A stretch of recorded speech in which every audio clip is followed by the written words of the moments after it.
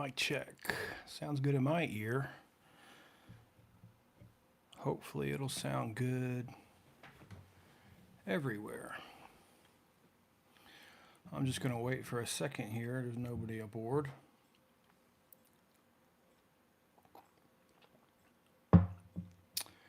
Seems like every time I make a post criticizing Crappy, I lose followers. Well, I block followers because they can't listen. I don't know what it is about that. It's very strange. You would think 30 years experience measuring fish would matter. You'd think a degree would matter. Doesn't.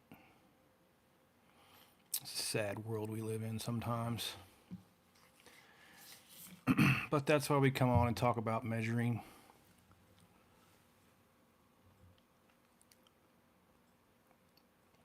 I have these charts for anybody new. Oh, that one's for bluegill. And that one's for bass. This one's for crappie. Got a smallmouth bass one too. They're called standard weight charts. And it's how I measure what I'm doing basically. I like using real world examples, you know.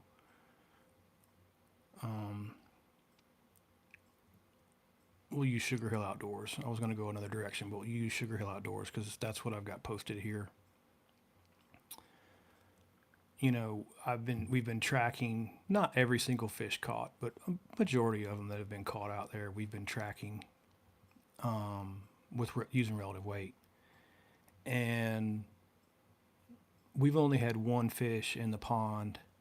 It was a Florida fish that didn't score over 100% relative weight, which what that means is, say the fish is 13 inches, under 1.1 pounds would be under relative weight, under standard weight, which would cause its relative weight to be under 100%. It can be confusing when you first start measuring these fish because some places you measure the weight of the fish you caught by the weight on this chart. And let's just say that 13-inch fish was exactly 1.1 pounds. Well, 1.1 divided by 1.1 is 1. Some charts will show that. Sometimes the way guys calculate that 1 means good, 0.9 and under is bad. And sometimes they multiply that answer by 100 to get it into a percentage. So that 1 would then equate to 100% relative weight. And I like that a little bit better because it kind of puts it on a frame of reference like we used to use in school, like your grades, you know. But it's not a situation where it's a grade like that. It's a situation where 100% is doing really, really well. 93% and 93 to 100% is still really good. It's where we want to be. But once you start getting under 93, you're kind of failing as a pond manager. Your fish aren't growing to their maximum potential. And that's the one thing that I've noticed in this work. When the pond is new like this, the fish grow really well. And for like 5 years or so, the fishing will be excellent and you can't really mess it up. After 5 years is when your problems start.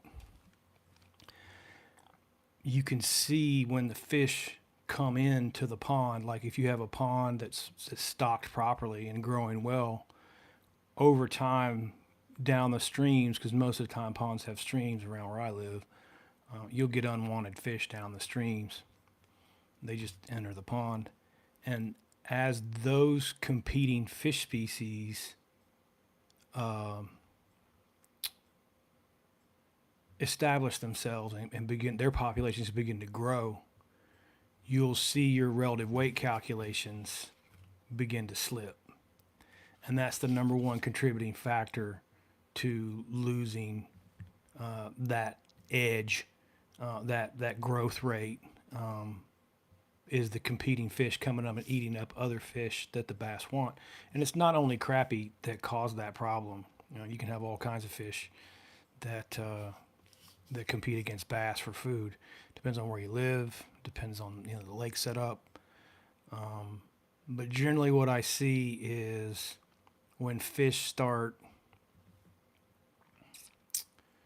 losing their weight, getting below what their potential is, it's a competing species that's causing that. It's not a habitat thing. Usually, it's not a. Sometimes weeds can cause it. A lot of times, weeds can cause it because people think the plants are good for the pond, and a certain amount of plants are good for the pond. But hey, thanks, Lacey. What's going on? I was just talking about pond stuff. Everybody's probably out tonight. I do this when I can.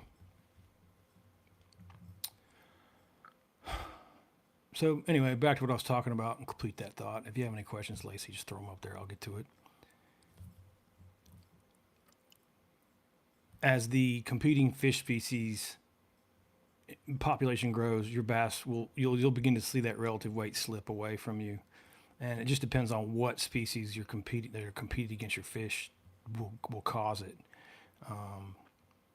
I've seen it happen just with like large channel catfish. Henry, what's up, my friend? Good to see you. Henry's been a long time follower. He picked up, I think, on Facebook, wasn't it, Henry? It was years ago now, probably 4 years ago, maybe 5. I don't know. I can't keep track of this anymore, man. I'm getting too old. But all right, still not completing my thought.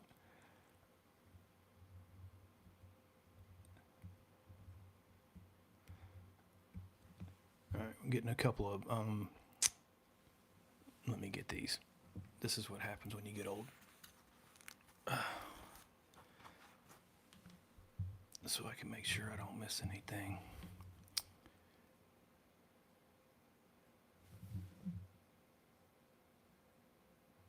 Oh yeah, Lacey says she's got a pond that has problems with weeds, and that kind of goes back to what I was just talking about. Weed problems generally overgrow quickly, and there's a bunch of comments coming through. Like I said, man, when I do these crappy posts, it goes insane. People love them for some reason. I don't. They're not a friend of mine.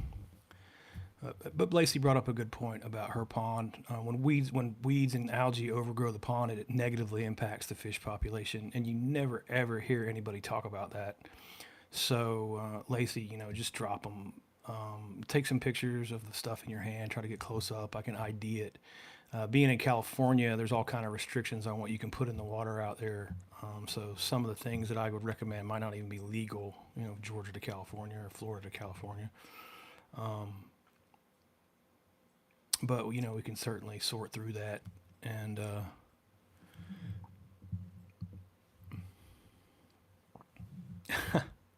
yeah, I know, right?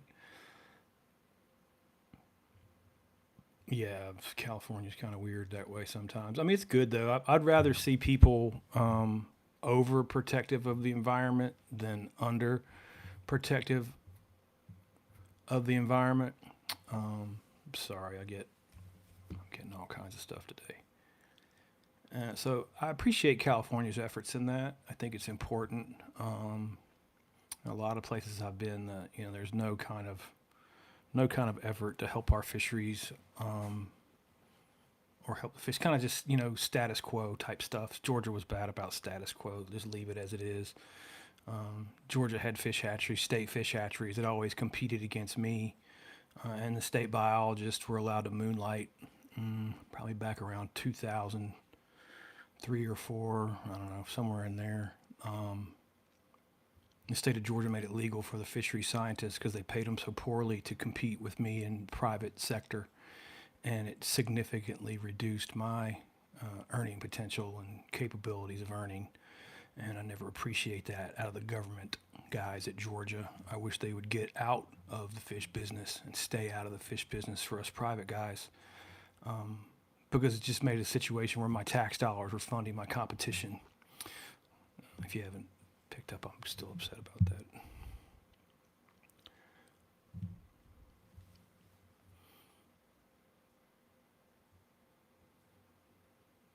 Okay. Lacey says she brought me up and they'll be in touch. That's cool.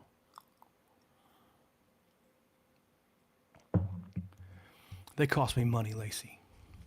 And by money, I mean go across the border to North Carolina. The exact same business was generating $2 million a year, whereas I could barely make 200,000 gross in Georgia. So, yeah, there's that. And I don't know. It's over and done with. I sold that business and left, and it doesn't matter anymore. But I certainly don't want any kids in Georgia who are leaving school to have to get out and compete unfairly against the government the way that I did. So I like to bring it up in live situations and just point out the hypocrisy of it all. Say one thing and do another in our politics. Doesn't really matter what party you vote for. I always found that to be true. But yeah, I don't know. Most of this I do here is I was just talking to the kids up at Syracuse on the fisheries, American Fish. What do they call themselves now? I think it's the American Fishery Society. Fishery Society kids. I was in the club when I was in school, and they're a great program. You know, they put educational stuff out. I try to copy as much of their stuff to my page and make people aware of what's out there for fisheries. There's not a lot of people supporting, you know, that type of work. It tends to go to people. The most attention is paid to the people on social media with the high follower counts, which is what brought me here. And I truly never thought that I've got across all platforms over 20,000 now. And I'm really, really appreciative of everyone who follows and listens. Like I said, sometimes I'll make a post that people don't agree with, but I try to use the measurements that I use to prove it, you know. And I guess when you can't get through with math, there's not much else that I can say or help you with. You know, math is math, and I haven't seen anything. I haven't made all these charts and talk about the stuff that I talk about because I ever disproved any of it in the field in 30 years. Like everything they taught me at school was really solid. University of Georgia did a great job. Yeah, you're right about that, Lacey. Lead a horse to water. Philip, speak of the devil and he shall appear. Talk about a man who's good at math. That's my friend Philip Cheek.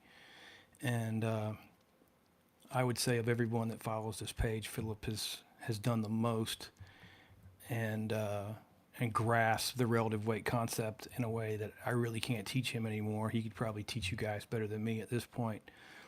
He's done a fantastic job, weighing and measuring the fish, looking at that data. And then there's a thing that I noticed in school too. It's a very, very smart guy, Philip. Like not everybody, just because you get a college degree doesn't make you smart. And I saw this in school a lot. We would do the electrofishing surveys, right? And we would look into the bucket, and it was like a big wash tub with an aerator. We kept the fish in so the kids could watch and study how we weigh and measure the fish properly and ID the fish and those kinds of things.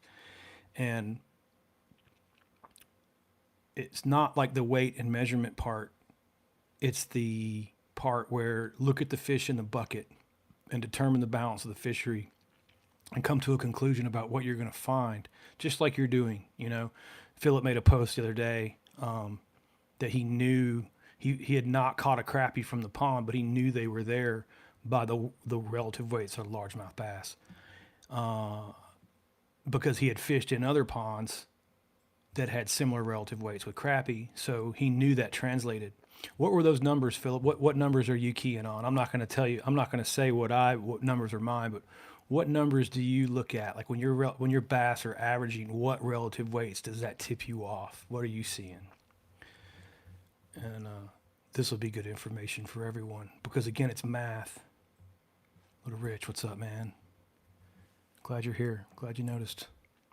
I've been doing this randomly.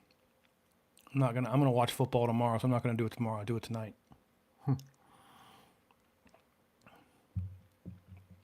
Although I think Kentucky's got Georgia had Kentucky last week. They got I think it's Vandy. They should handle Vandy.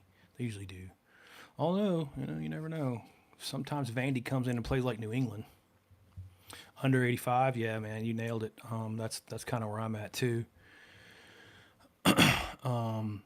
We're for Rich and anybody who just joined. I think a couple people jumped on there. We were discussing relative weights and how we can translate the data that we're collecting to the field. Yeah, Vandy won a few years ago. They beat us. They did a good job. They'll sneak in there on you every once in a while. Anyway, Philip was saying that 85% on his relative weight, and I agree with that. When you start slipping, like if I'm managing a pond and my fish are getting under 93% relative weight, I'm kind of failing at my job. I'm not doing a good job. I need to figure out what the problem is. I give myself 93 to 100. I'll take that as acceptable. I generally want them all over 100 because here's the thing, like,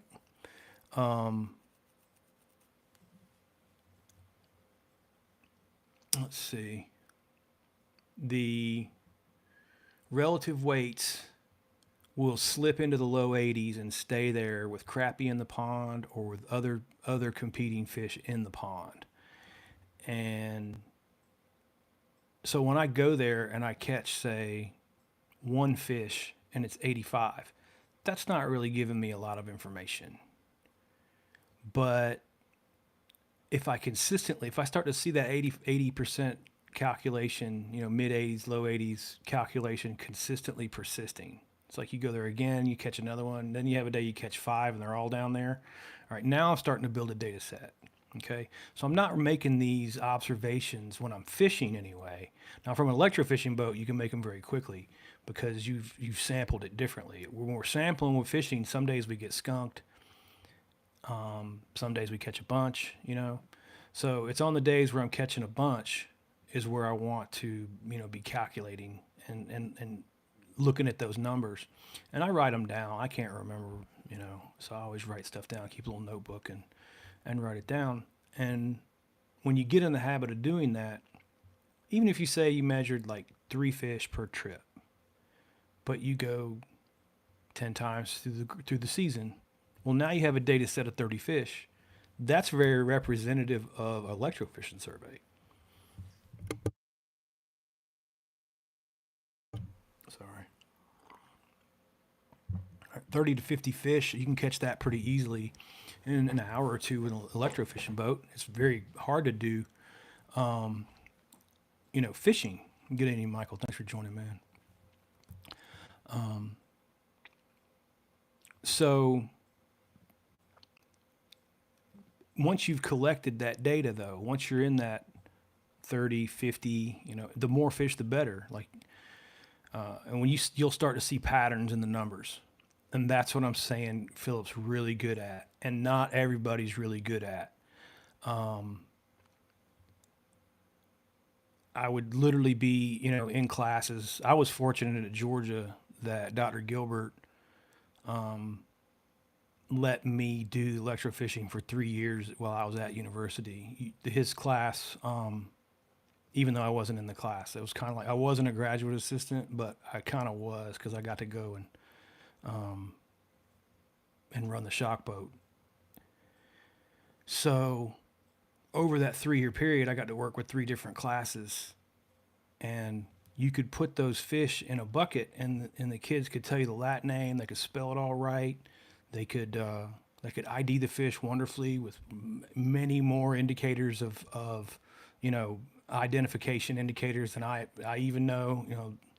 But what they couldn't do is translate that data to what we just did, to like, oh, wait a minute, we're seeing all the bass in like that 80-85% range. Why?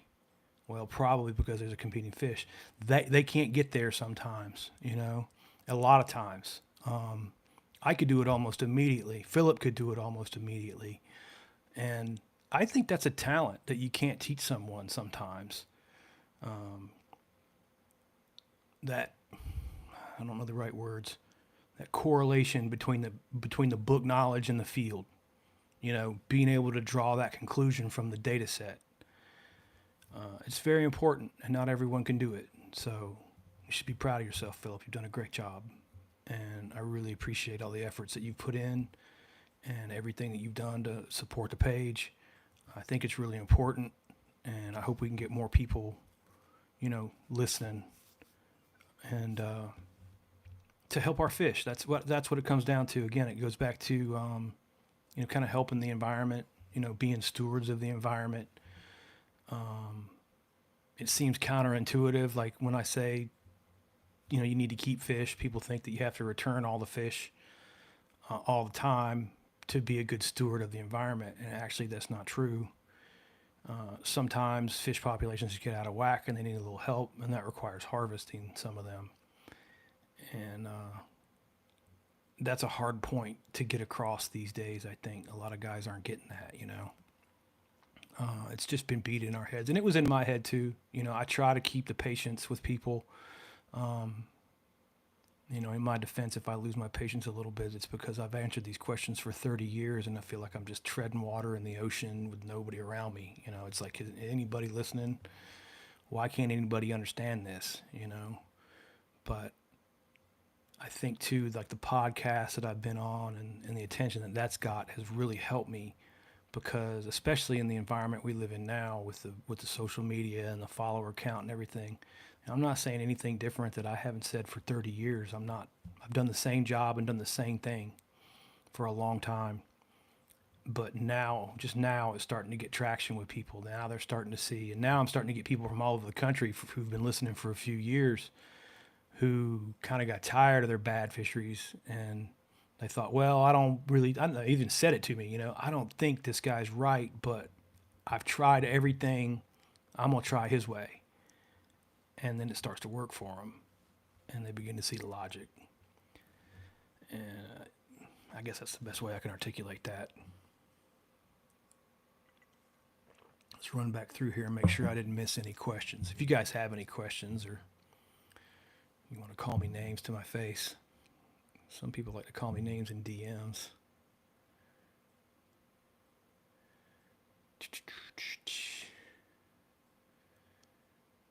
Good evening. What's up, everyone?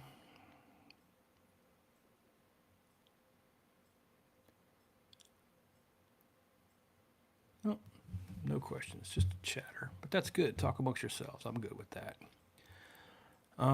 Competing fish, though. Let's talk about one competing fish species. It's kind of like you'll read in the text, you can stock channel catfish in a pond.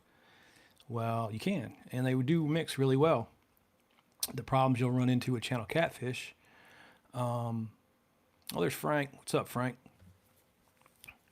The catfish will eat feed readily, very readily. They love it, and they will hog it, and to the point where your bluegill can hardly get any of it.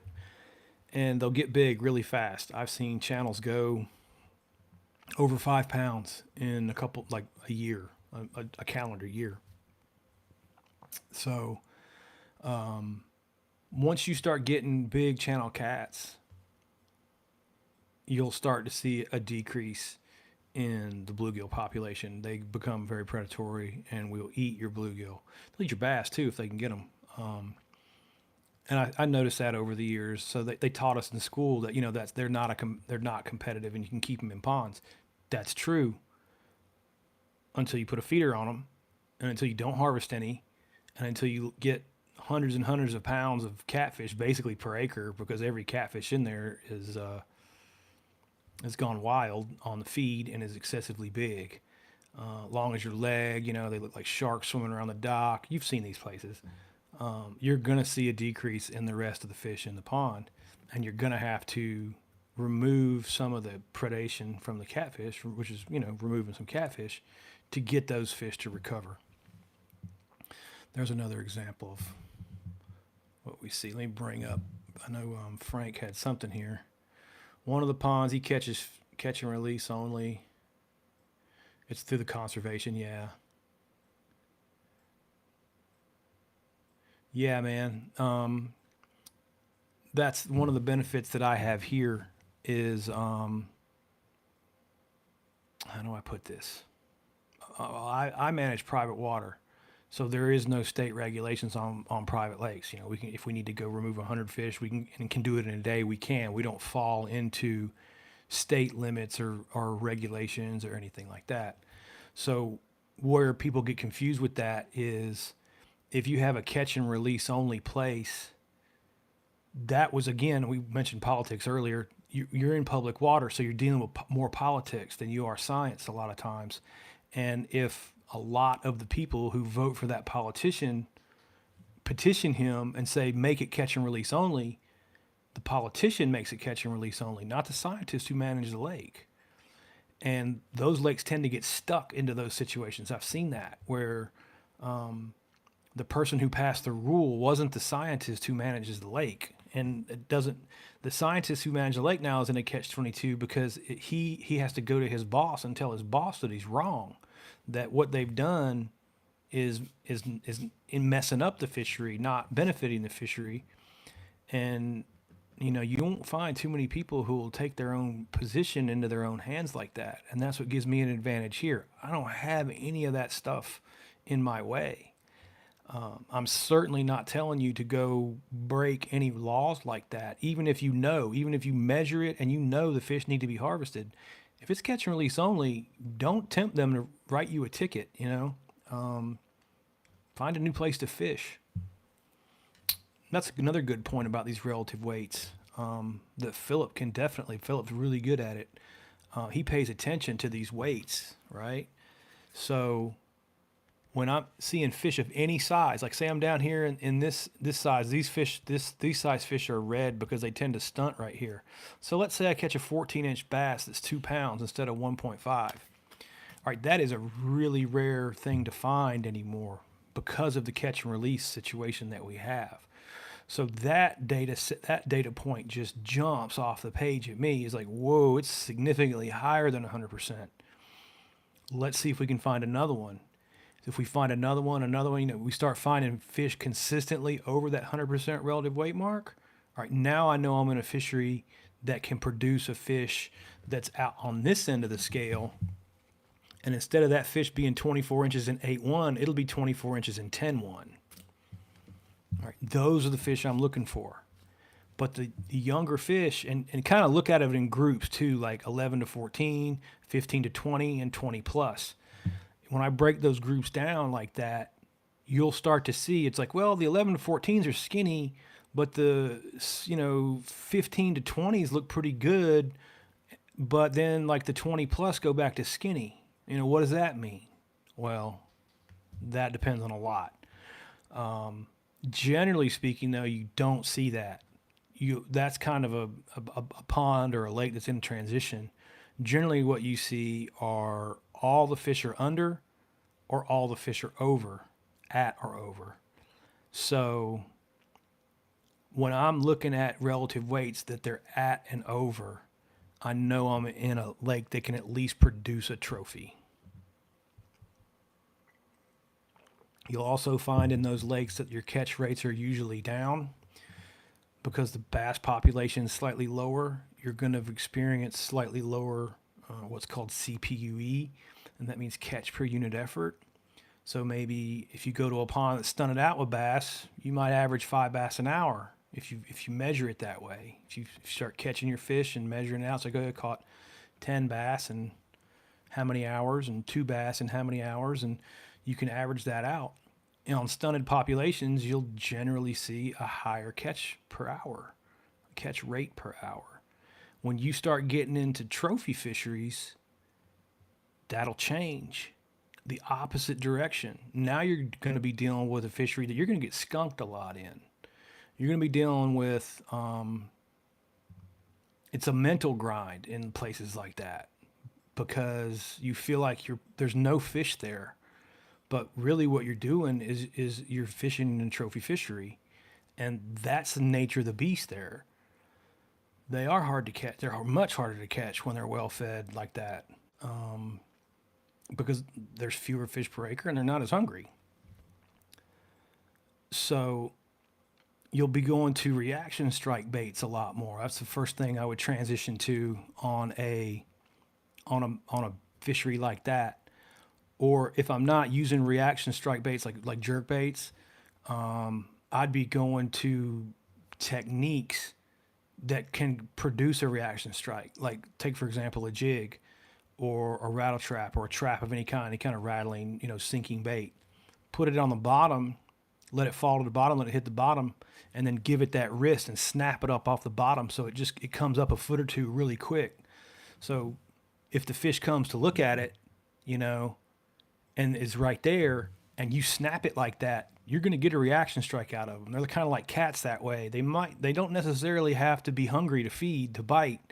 So if you get some quick movements on your baits in trophy fisheries, you'll get those. You can sometimes, kind of. Yeah, Henry loves a trophy, man. I'm with you, man. I'd rather go get skunked all day long, because I know if one swings, I got a chance of it being a good fish. And just so many years of me catching fish in that 1 pound range, 1 to 1.9, I'm over it, I don't want to do it anymore. You could, just as a general rule, in most places, you can put all those bass in a cooler. It's really easy to grow a fish to 12 inches. You can get them there in a year. If you happen to over harvest them, just don't keep any the next year. They'll replace themselves. They spawn every season. I see a lot of discussion around the spawn and around, people thinking it's bad to fish them off the beds and fish around the spawn, and it doesn't bother me at all. As a matter of fact, I wish I could get the bass to not spawn a few years in most of the lakes that I manage. It would have been better, easier to manage, and less work on me, better for them. Bass are really tough fish, and I don't think fishing affects. I've never seen a study that says fishing, negatively impacts the bass spawn, even if you're snatching them off beds. Bass can spawn like over a 60-day period. And female bass always, it's a genetic, think about it. It's not like a one and done thing with them. They have pounds of eggs, and the big females have a couple pounds of eggs in there. They don't dump them all in one nest. They spawn in multiple males' nests. And that only makes sense, from a evolutionary standpoint. Why would you only spawn in one nest if you have the capability of spawning 10? That's just 10 times the chances, 10 different males guarding the same offspring, the same females, genetic. So, that's how they do it. They don't just go over there and spawn once and then that's it. It's pretty well documented that large female bass spread those eggs around into multiple nests. And like I said, that just makes sense to me. The way people discuss the spawn, the way I listen to them talking about the spawn online, that doesn't make sense to me. I wonder how they can be in fishing that long and not know that, But again, it's an evolutionary thing. Oh, Henry's got one. How many times does a bass spawn per year? Well, that's a good question, man. And again, it depends. You will get in Georgia, you will get a fall spawn on your bass. As a matter of fact, that bass that I'm holding in the picture when I go live, that was caught in mid-October, full of eggs. About 3-4 years ago, probably about right the time I started doing the page, I caught that one. Public water, 250 acres, down the street from my house, Reservoir 51. You guys have heard me talk about it a million times. Low bass population. That's a trophy bass pond or trophy bass lake by accident. Nobody manages that thing. The DNR hasn't electrofished it. As a matter of fact, when I talked to the DNR scientist and I said I was catching good fish out there, he looked at me like I was insane. And it was like, really? And I was like, yeah, there's some units out there, man. There's really low. There's probably hunting around 25 fish, 30 fish per acre out there based on my experience with it. It's an extremely low bass population, but the bass that are in there have extremely high relative weights and grow exceptionally fast. But there's a perfect example: 250 acre lake. What's holding it up? Well, it's got crappie and green sunfish in it. I know. It also has brown bullheads in it, which are nest raiders. They can eat fish eggs and do eat fish eggs. So there's three competitive species all in that 250 acre lake that have not wiped the bass population out. They've lowered it significantly to the point where the bass that are able to survive within like 3 years, they're 8 pounds. Because there's plenty of forage, and that's really kind of a perfect example of getting lucky and getting big fish, because nobody set that lake up to do that. It just kind of did that on its own, you know. Brown bullheads in California. Yeah, I don't know much about the Western fisheries. I don't have much experience out there, but I'm not surprised. They're everywhere around here. You got brown and yellow and some black bullheads, depending on where you are. And the brown and black can be hard to differentiate, like, because they look really similar.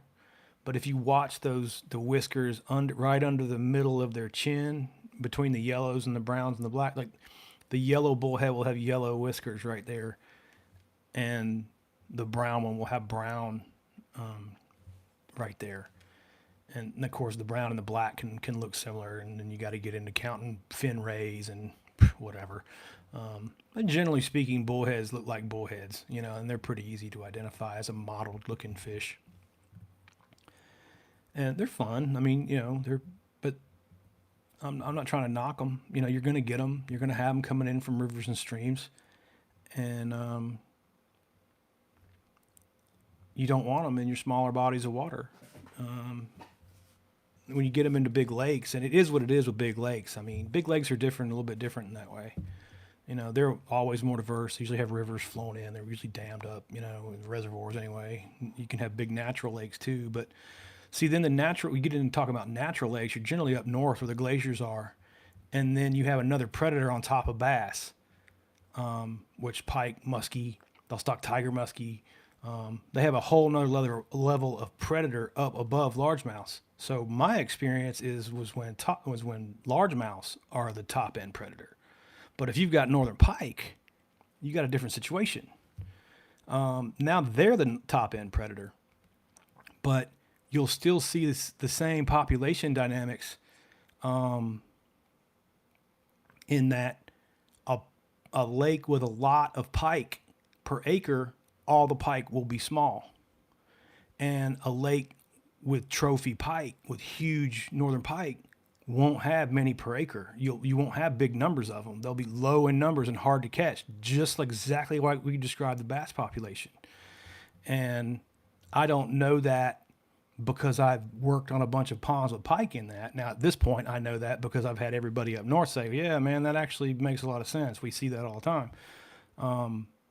But even then, it's just understanding, being able to apply that book knowledge, like we were just talking about with the relative weight, being able to apply what we've learned and deduce a conclusion, you know, based on the data that we have, and come to that conclusion in the real world. That's a hard thing to do. A lot of people can't get that parallel down. But, you know, we can try, talk through it, help people out. I'm going to run through, make sure I didn't miss anything. There was a lot of comments that went by.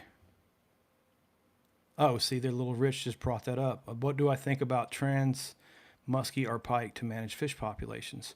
Okay, so, you know, you're adding another level of predator, which is then kind of making your bass population just part of the forage base, right? But similar to crappie, and I don't know how bass and pike interact with each other at a larval level. Like crappie and bass don't interact well at a larval level because when the crappie are born before the bass, so when the spawn staggers properly, usually most years when it goes off right, your crappie fry are waxing your bass fry and decreasing that population to the point where it can be non-existent. And that is out of my control. I can't control that. So and that's why I don't want crappie in my pond. I want to be able to control all aspects of the management. So that gives me something uncontrollable. That's something I don't want. I don't know how bass and pike interact together at a larval level. Um, I've never managed those fish, but from an adult fish level, it should behave the same way. Your bass population on a good northern pike population, pretty solid, where you've got what I would say is what I would classify as good on a predator is when you got a variety of sizes of predator. You have small ones, medium ones, and large ones. There's your first indicator that you're dealing with a balanced fish population is a variety of sizes of fish. When you start getting stunted populations, that's when they start getting all one size. And it's usually kind of short, like, 13, 14, 15 inches, but thin. And they don't have the proper weight. So if I'm catching pike and they're all, I don't know, half the length of my arm, like a clone of one another over and over and over and over, and I'm not seeing one a little bit smaller than that or a little bit larger than that, and I've gone to that place 3, 4, 5 times, and I'm consistently catching those things, and they're just over and over and over. That's kind of leaning me towards like a stunted population, even without doing any relative weight calculations, just as a visual observation.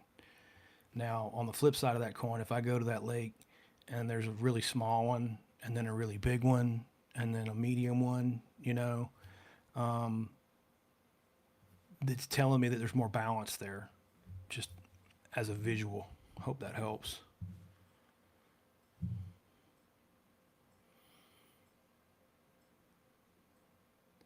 All right, Henry says the information out there now. He's learned a lot. Thanks, Henry, man. I appreciate you too, brother. Um, I've noticed in the world we live in now, um, there's not there's not many people helping each other out anymore. I was at the airport the other day. It's a good story, and there was a dude on standby, and he went up to the counter, and he was just trying to get on the plane, and it was a busy day for the lady behind the counter. I'm sure she had had her day, had a full day of weather and nonsense at the airport, and he wasn't impolite to her. He just asked if there would be a seat for him, and her response was terrible. Very, very condescending tone. It's not what she said, but how she said it. And I thought that it would instantly turn into something that resembled Facebook, in person. The way she talked to him, it was very degrading. And he didn't engage with that. He turned his back to her. He began to hum, and he collected himself, and he just, no, I didn't hear what he said to her, but then he walked away. And then maybe 10 minutes later, we're all getting on the plane, kind of waiting on the jetway to get in. And he was talking to another guy. And I stepped out of line and I walked back because, like I said, this is positive. People just get a tiniest amount of positive in your life can help so much. So I told that dude, I just went up to him and I said, hey, man, the way that lady spoke to you was terrible, but the way that you handled it was money. You did a real good job doing that. And you could see, like, it just that little bit of positivity right then changed that guy. He still vented and ranted, and I sat and listened to him, and just told him not to worry about it. She's probably living a worse life than you and has to drag you down. Don't let that happen. But thank you, Henry, for that positive comment. And I try to pay attention to things like that, and I try to help people that way as much as I can myself. Um, I just think it's important. It's easy to be negative. It's hard to be positive.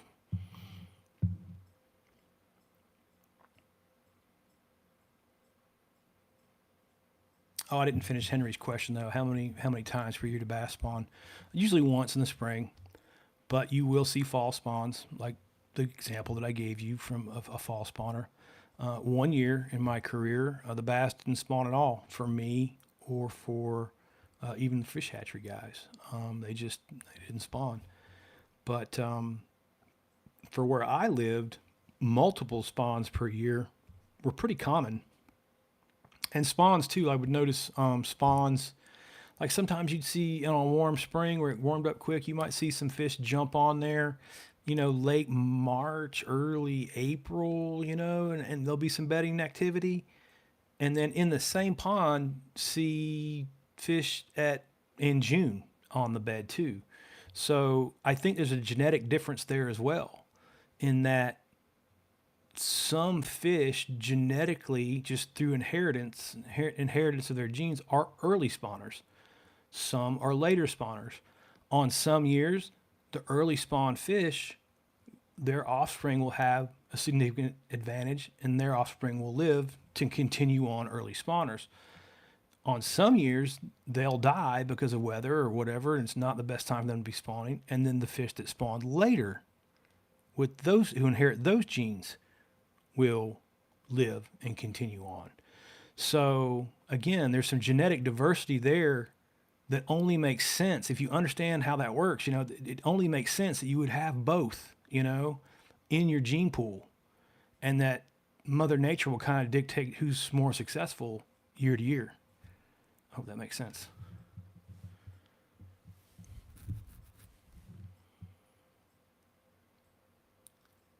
All right, Little Rich has got one coming through here. Why do fish eat corn and hot dogs? They don't occur in nature. That's a good question, man. We caught a lot of fish. 15 people, man. Thanks for everybody for joining and talking and engaging. I really appreciate you guys. That's a good question that I don't know that I've got a straight answer for, man. I know trout. We definitely used to use corn for trout when I was a boy. There would be sections of the river where that would be illegal too. You couldn't do that everywhere. But for the kids, they let them do it. Now, one thing I'd say about fish that take feed, like catfish, bluegill, trout would be another one. They're all feed consumers if you hold them. Bass, you can feed train. We have some feed train bass. I don't really like feed train bass. I think bass are predators, and feeding them tofu is a bad idea. I've never seen. Let's put it this way: before feed training became a thing with bass, and then now you can get feed train bass. I've never seen the feed train bass outgrow just a bass that was never feed trained. And I actually prefer they not jack with them as fry, because you have to train them when they're real little to take the feed. When you put bass in tanks with each other, even if they're brothers and sisters, they just sit there and eat each other. They're hard to keep in a tank. They're hard to keep confined. They're just killers, and that's what they do. And their mouths are big enough that they can eat each other. And especially if you get one that's a little bit more aggressive than the rest, it gets a little bit bigger than the rest, everybody in the tank's dying. That's just how bass are. So you'll get, we've got it actually, we've got some feed train fish at Sugar Hill Outdoors right now. And we have more scoliosis issues than I'm normally accustomed to. Scoliosis is normal in fish. It's a genetic, not genetic, it's a, what's the right word? It's a condition they get from being slightly malnutrition as a fry. Somewhere in their development, if they don't get the exact right amount of food, they can develop a little crooked spine. It's not going to kill them. It's just like a person with scoliosis. You just have a little bend in your back and whatever. Of course, some people can have worse conditions of scoliosis as well. But like I said, on your feet, I've noticed that condition because they're conditioning those fish to take feed at a fry stage. You'll notice more scoliosis in feed trained fish, and that's okay. I mean, we got that a little bit, and I'll point it out the next time we pull one out of Sugar Hill. I mean, they're tanks. They're still huge. They just have a weird looking back, or maybe a bend in their tail, or whatever. But their offspring should be fine. They're gonna grow just fine. and it won't even keep them from reaching really trophy weights.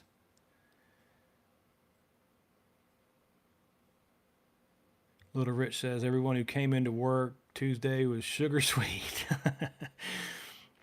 Yeah, man. Smile goes a long way.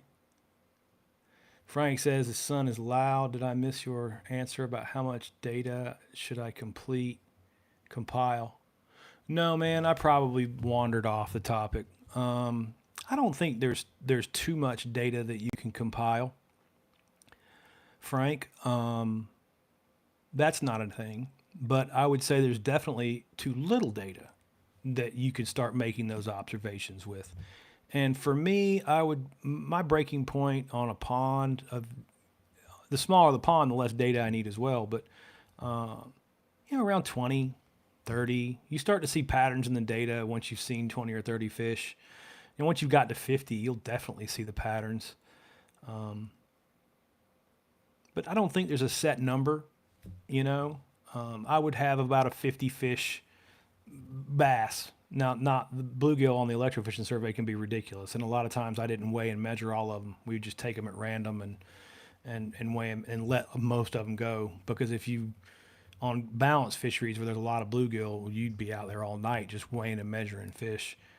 And that's another good point too. Like a lot of my experience comes from an electrofishing boat, not from fishing, and you can see it in the edges of the pond because of the way that there's so many fry and so many small bluegill coming off all the time, that when you turn the electrofishing boat on and you're going down the bank, excuse me, you can see the density of the fry coming off. You know what I mean? Like you can see 1, 2, 3, 4 inch fish all running and moving and getting away from that taser. And when you get into a pond with crappie, you don't see them anymore. They're just not there. And sometimes you can run like 100-yard stretch of bank on one pond that doesn't have any competing fish and be like, geez, look at all. I mean, we're going to be counting these fish all day. There's so many. Don't even keep that many. Let's not keep every fish. Whereas in a pond with crappie, you need every single fish that you can catch, because the crappie run from that thing. They usually stay in a pack, and sometimes you can electrofish a pond and not find the school of crappie because they'll be together. It depends on the time of year. If you're doing it in the springtime, there's a lot, and they're spread out on the bed. It's a lot easier to find the crappie in the springtime than it is midsummer or fall. If you do the midsummer fall electrofishing surveys, sometimes you'll miss the crappie populations. But then that will go back to where we started about an hour ago talking to Philip. Are all of bass relative weight 85% or lower? Right, because now, even though I didn't see a crappie, I'm getting that relative weight calculation that's tipping me off that they're there. So I know the next season to run the electrofishing survey early in the spring, and then I'll probably find those crappie populations.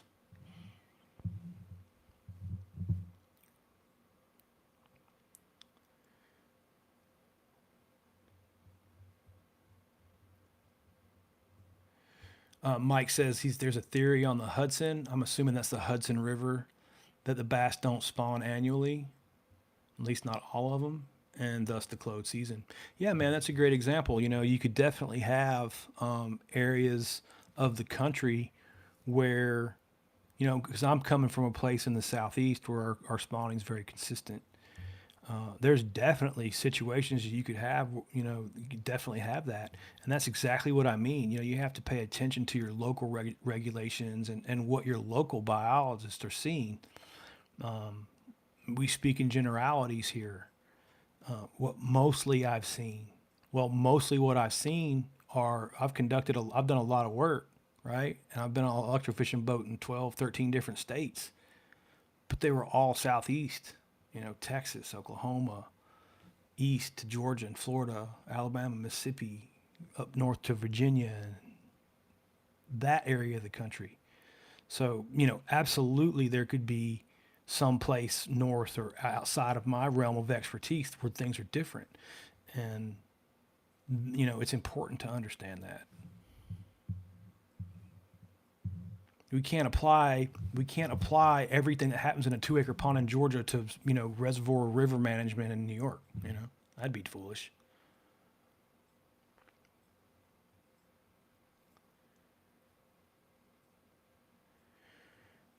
Seems like Frank knows what's going on with the smallmouth stuff. I'm going to leave that for him. Like I said, that's kind of, you're punching above my weight with the smallies.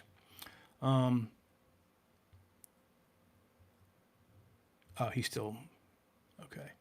I like that answer, Frank. That seems reasonable.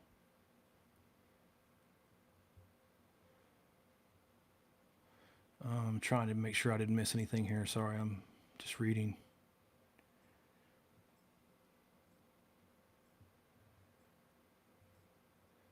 I didn't completely finish Little Rich's question about corn and hot dogs too. Um, like your catfishes, they can taste their way around. Their body's covered in taste buds. So anything like that, anything that has an odor to it or releasing some kind of juice, the catfish can taste, and we'll go over there and sample it. They can taste it from a real long way away too.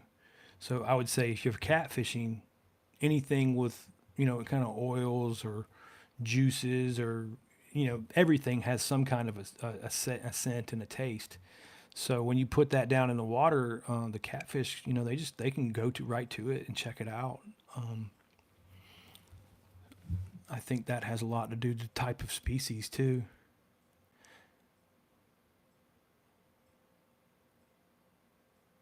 Oh yeah, Frank says he's doing a lot of research. Hey man, that's good. Um, there's plenty of stuff to learn out there. Plenty of stuff.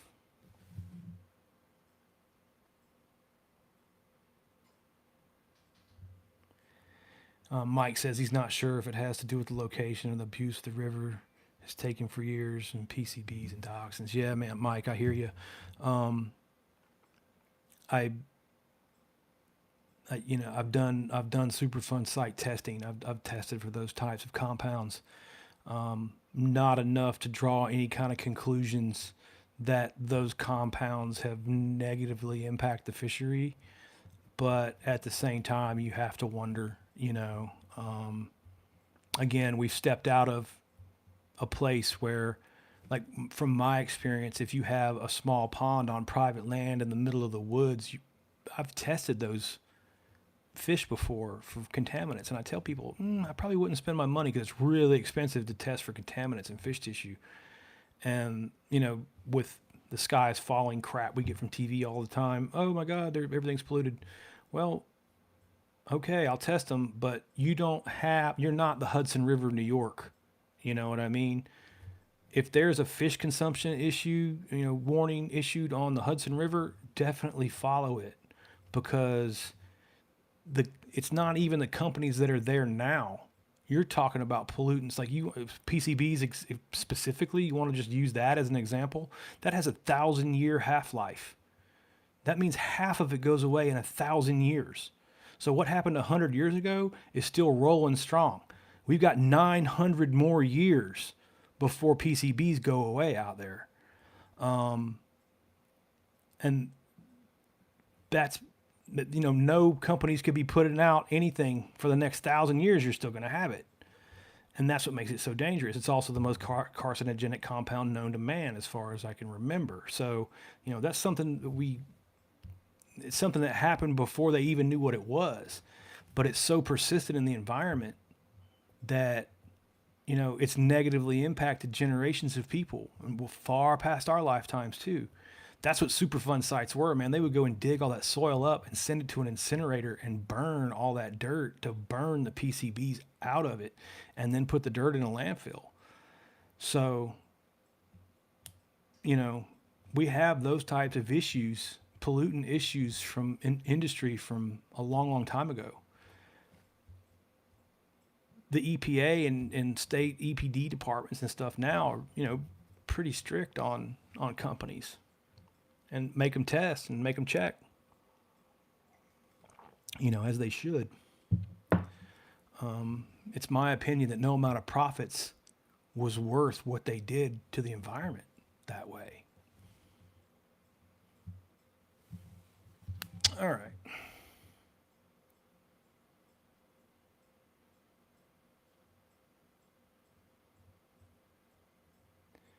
right, they're still talking about smallies. Philip, you remember when Hartwell had them? Yeah.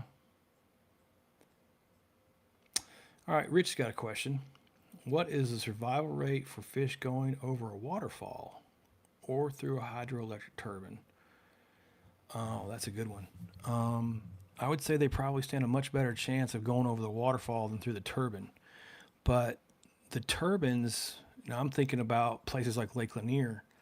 The turbines are really deep, 300 feet, where the thermocline is like 45, 50 feet in Lanier. And then you might get big reservoirs are different. Like the thermocline in a pond is usually where the oxygen stops, but a thermocline in a bigger lake is not. It'll hold oxygen levels deeper. But even at Lake Lanier, it's probably like 100 feet, maybe 120 feet, and then the oxygen falls out. So you still have another 100 feet of water, down to the bottom to where that turbine is. I wouldn't expect that a whole lot of fish get pulled through that turbine during the hot part of the year. And when you consider it's Georgia, that's a significant part of the year. Now, of course, the turbines do roll in the winter, and the oxygen generally does go out of the bottom in the winter, so you could have losses there. But I wouldn't think it kind of goes back to flooding situations too. A lot of people think that fish get washed around everywhere. They don't. Fish can swim in the flood water. If you think about it, they're naturally designed to deal with it. They have the way their scales work. So if a fish is facing forward, right, its scales are laying back. Run your hand down a fish from head to tail. They're slick. Try it the other way. They're not slick. They're rough. Like they'll stop because those scales pop out like that, right? Well, those scales work exactly like on the race car when it turns around and goes backwards and all those panels pop up to slow it down. That's exactly how fish scales work in the current. So they don't when they get pushed backwards, their scales give them an advantage, traction advantage in current, right? And you'll find fish. What happens too is like you ever notice around your swimming pool or anytime you get a hard rain, or there hasn't been a rain for a while, all the worms come to the surface. That happens when to a lot, not just worms, but to a lot of bugs get drowned and a lot of things come up out of the soil. So you'll find the fish going to the edges of the floodwater to feed on all the terrestrial stuff that's been trapped in the water. And it's a feeding frenzy during the flood is what's going on. Go try it the next time, especially around if you can find a pipe where the water's flowing hard, where it normally doesn't, and especially around ponds that have shad. Gizzard shad will stack up in water flow. I found that out pretty quickly with the shocking rig. But you can do real good fishing during the heavy rains because of that tendency of the flooding and it triggering the feeding pattern.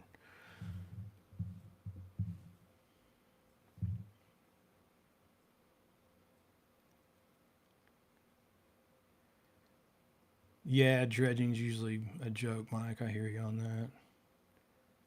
Gator Dog, what's up, my brother? You guys need to check out Gator Dog. He's got some nice baits, man. He sends them here. All right, scrolling back. Everybody's chatting there.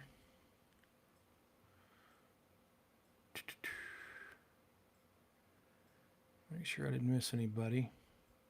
Boy, these I wish they'd make. I wish I could find a way to make this print larger. I'm just struggling.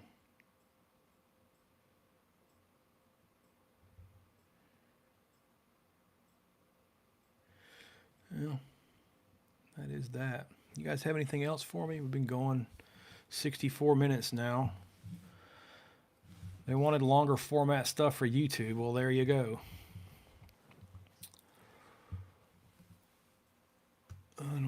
I don't have anything else. Hide all messages. I don't want to do that. I won't be able to talk to anyone. All right, I don't see anything else. I appreciate you guys coming on and hanging out with me for an hour. I'm going to go watch some TV. And as always, if you have any questions, drop them in the DM, and I'll see you next time.